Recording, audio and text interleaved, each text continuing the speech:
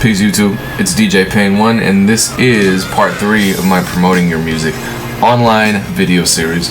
I wanted to talk about numbers and promotion for artists because that's of major concern nowadays. A lot of artists have caught on to the fact that internet and online promotion is really the best way, well, the best platform for promoting themselves and launching their career.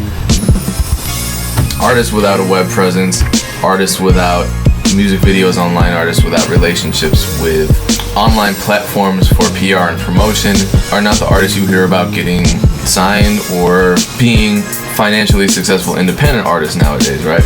So that's what I wanted to focus this video on. And yeah, I need a haircut, I don't want to hear it. So if you were going to write a comment about it, don't do it. Now, in order to best answer this question, this is going to be quick. I wanted to ask someone who really is in a position to be watching for artists, for new artists. Who better than an A&R? I have a relationship with former A&R at Violator Management.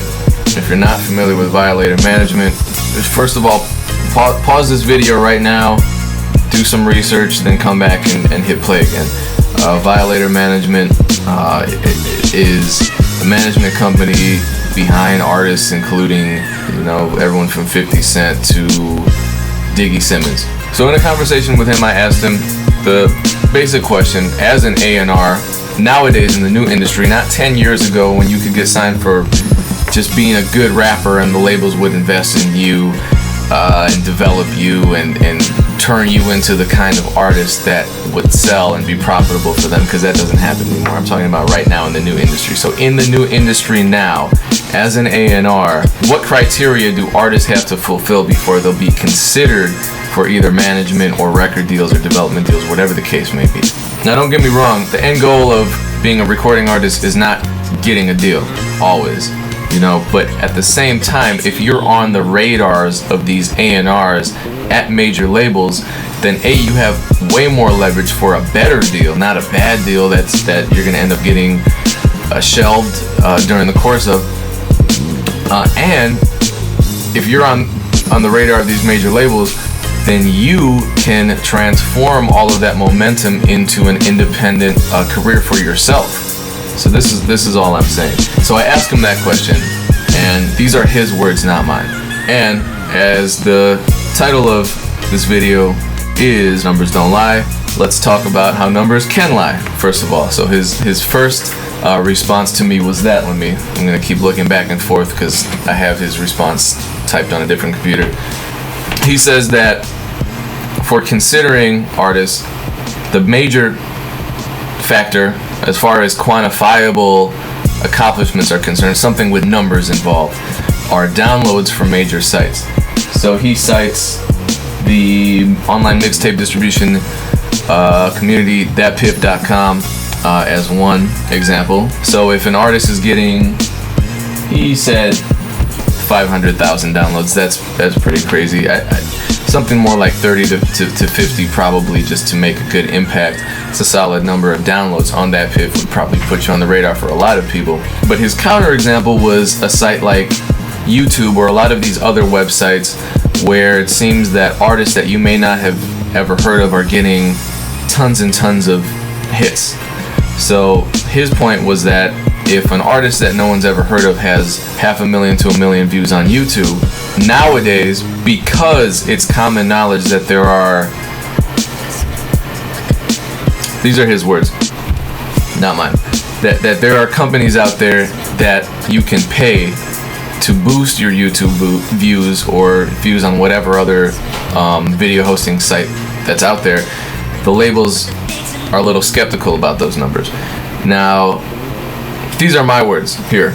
So I think I don't want to discourage people from trying to get 1 million views on YouTube or trying to get 500,000 views on YouTube. That is still a way for a lot of artists to get on the radar, but at the same time, the advice that he's giving you should at least make you stop and consider whether maybe paying for Twitter followers or paying for YouTube views is something that you truly think will be beneficial.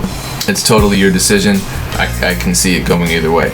So his main point, number one, is downloads on some of these websites are difficult to fabricate. So whereas you can hire a company to get you 10,000 YouTube views, as far to my knowledge, you can't hire a company to get you 10,000 downloads on thatpiff.com or 10,000 downloads on live mixtapes, or whatever the website is, DJ Booth, Hot New Hip Hop, whatever.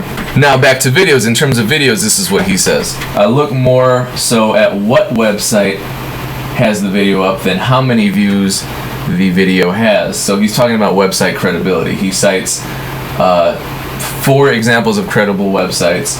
You heard that new.com, violatordjs.com, rapradar.com, or 2dopeboys.com. Shout out to all of those websites. And if they have the video up there, he's more likely to go ahead and do some research on the artist and hear more music, because that's what A&Rs should be doing. They're constantly researching, seeing what artists are out there that they can potentially work with and make some money for the label. Now this next point kind of goes without saying. Point number 3, put out quality music, invest in yourself, network with DJs. This is more like point number 3 through 8. Those are 3 lost art forms for artists. So putting out quality music, investing in yourself, and networking with DJs. Stop being an asshole on Twitter to DJs. I see that happen all the time.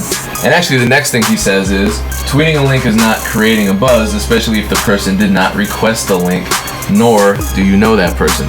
So that goes back to my first video when I'm talking about unsolicited tweets and Facebook posts and all that. You're wasting your time. That's not an example of investing in yourself. That's an example of spending your time unwisely. So if you need to go back to see some other more useful ideas for networking with DJs, networking with potential fans, so on and so forth, you can watch part 1 of my online video series promoting music online.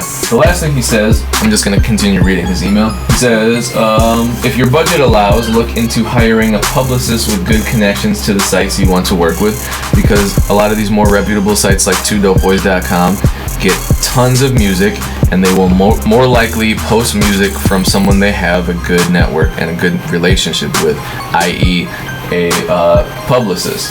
I'm not gonna lie, a lot of the music that I've been putting out lately that's been getting on some of these larger sites like 2dopeboys and like DJ Booth, I have some relationships with some of the writers for these sites and some of the owners of these sites, but a lot of it is through a publicist named Justin Mello. So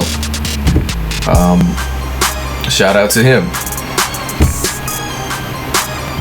It's hard to do it yourself all the time. You can't do everything yourself.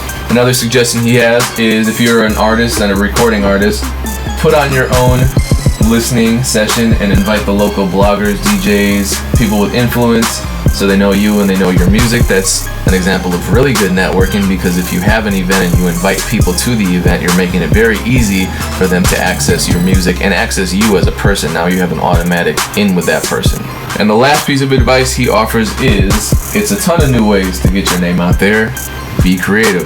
Absolutely be creative. And this is me talking. Look at some examples of what artists are already doing who have been successful, who have found success. Learn their models of promotion and everything, and then innovate. Think of something new. And that's oftentimes the hardest thing, to figure out how to do something that hasn't yet really been done. But like I say in every single one of these videos, success in the music industry takes dedication, patience, and a lot of effort. Be willing to invest that effort if you're truly serious about being a successful recording artist. Hope this advice helped. Stay tuned for part 5. Part 5 may be part of the Get Your Buzz Up TV series, where we talk about forming an LLC. We talk about the benefits, the pros and cons of forming an LLC and incorporation for unsigned artists. And eventually we will get into publishing, which is huge. I mean, it's the most essential topic for a recording artist, in my opinion. So stay tuned for that. Appreciate you watching. Peace.